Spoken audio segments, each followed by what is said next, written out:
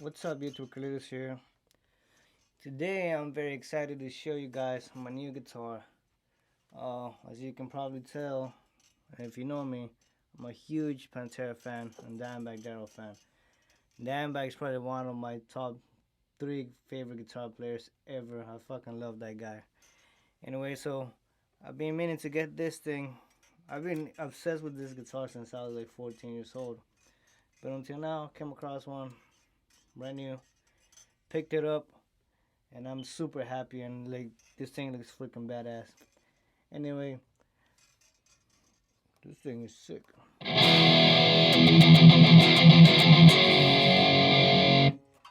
Okay, so I know there's probably a lot of videos online reviewing this thing and getting all the specific specs. I don't know that kind of stuff.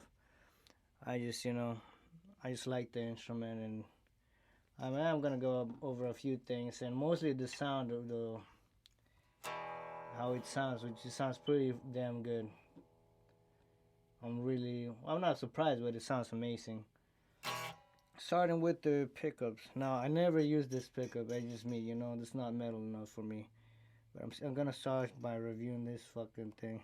These are two volume knobs. Turn the volume up on this one.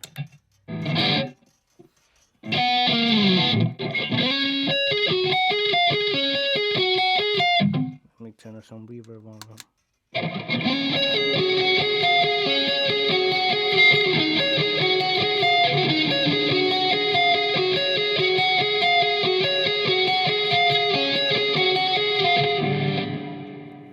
Anyway, I never use that pickup. The only thing I know that uses that pickup, so that's how this is gonna get for that one. I don't even know the name of this one. You can see it still has the plastic in it. I don't know I'm thinking Seymour Duncan.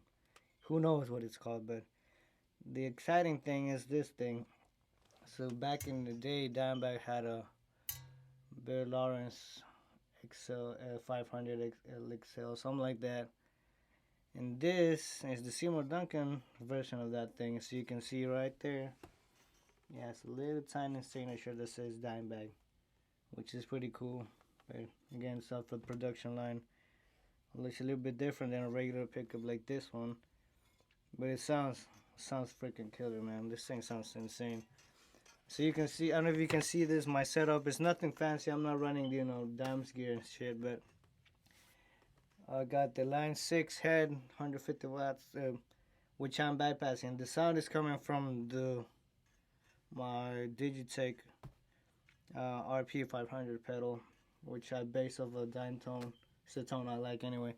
It's based off a Randall 100 watt head and Mesa 4x12. I know Dimebag used a Randall for a lot of his recordings, but I don't know which cab he used. So I just put a Mesa cab. That's apparently what's good, Mesa 4x12. I got the Line 6 4x12, and I'm using the amplifier just as a power source for the head and just using it as a bypass with my pedal, okay? Alrighty.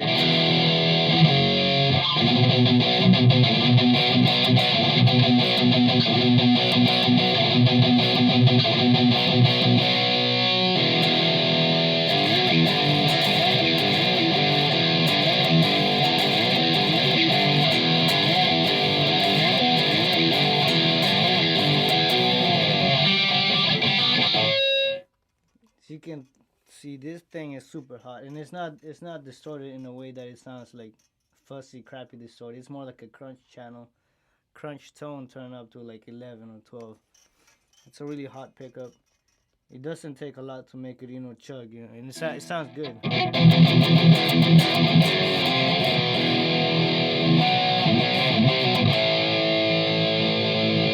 Anyway, so that's a pickup that I was trying to review. I got a list here that I'm looking at.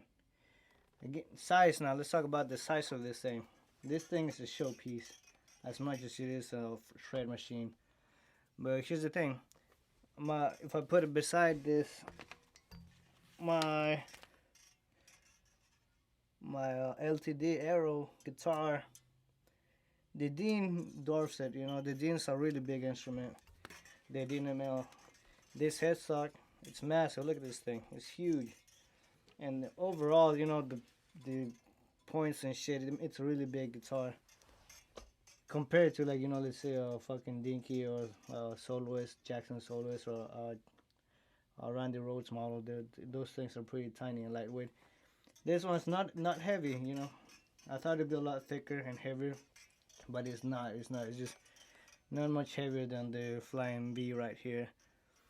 But again, believe it or not, this is a 24 and 3/4 inch scale, which is like a Les Paul scale, a little bit shorter string length than this thing right here. This is a regular 25.5 inch scale. Now, I've been playing for 10 years and I can't hardly tell the difference. And as far as like chords go, I can't even, you know, it just feels the same to me.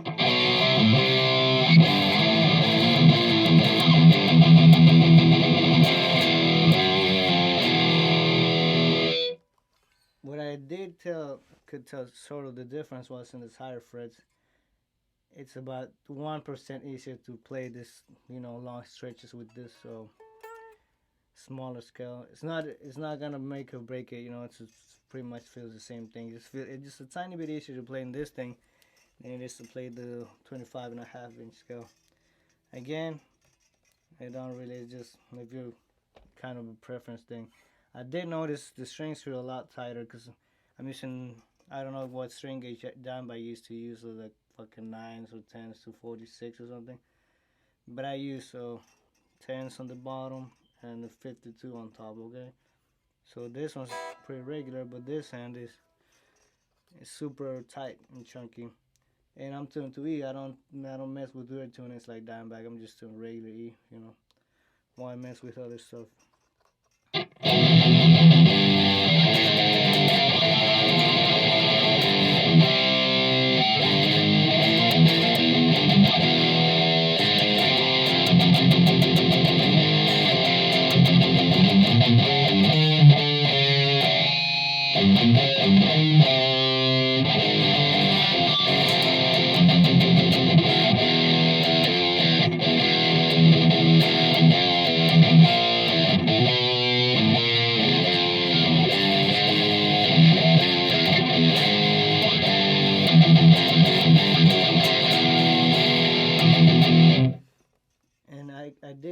I was able to tell the difference from these strings on this guitar to that one. Those ones feel a little bit looser. It's not, again, not a big deal.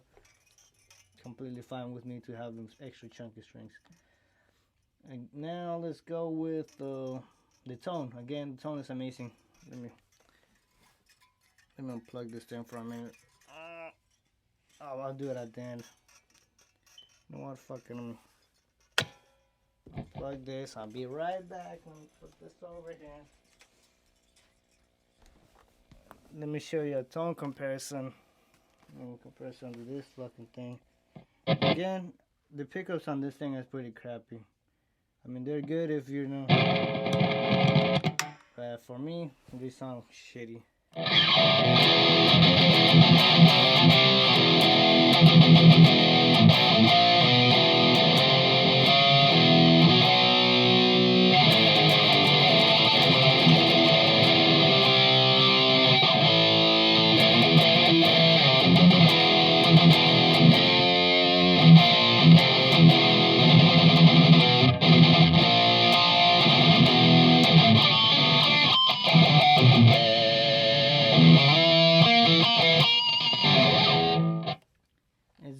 As you can see, this thing doesn't have the same top end, and it doesn't want to catch harmonics as easy as the other Dimebag Bill Lawrence whatever pickup.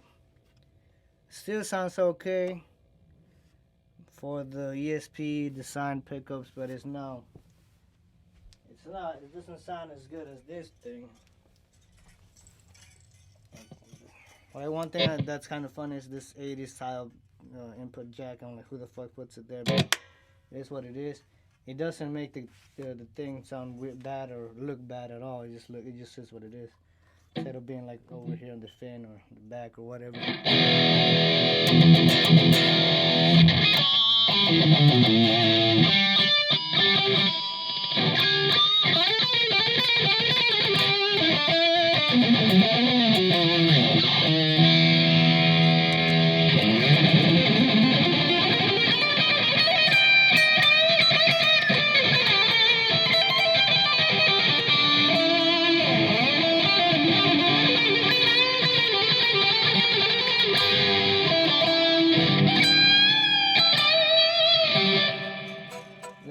describing these pickups, they don't sing like other pickups do. They kind of scream. They're really high, tight top end, and really, nice chunky low end.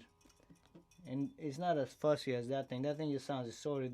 This thing sounds more like a crunch channel. And now 22 frets.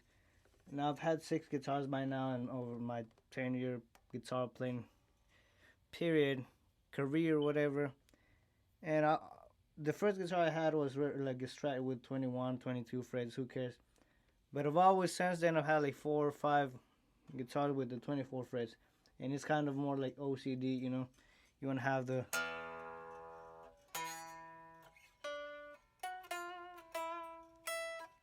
you want to have the 4 octaves, but it doesn't.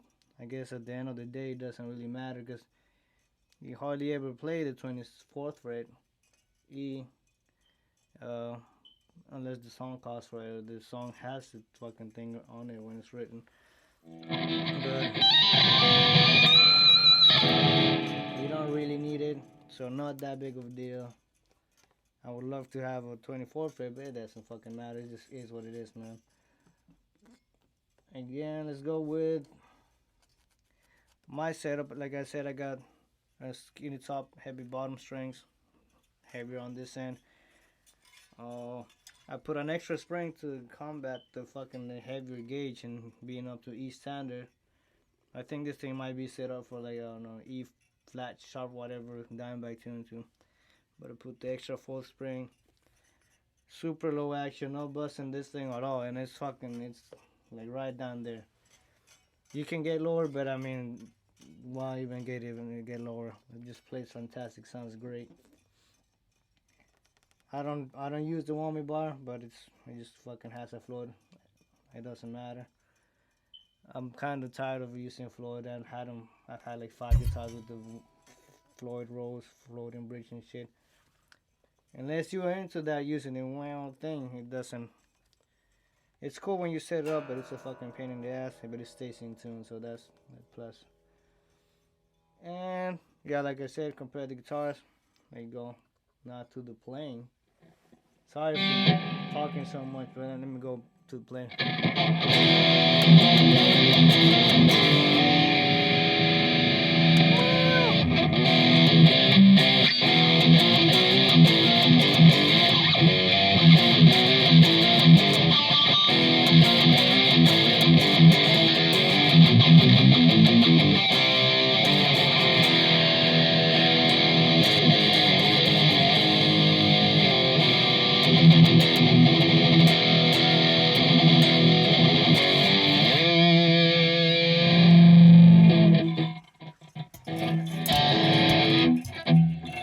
Should I cut the fucking shit?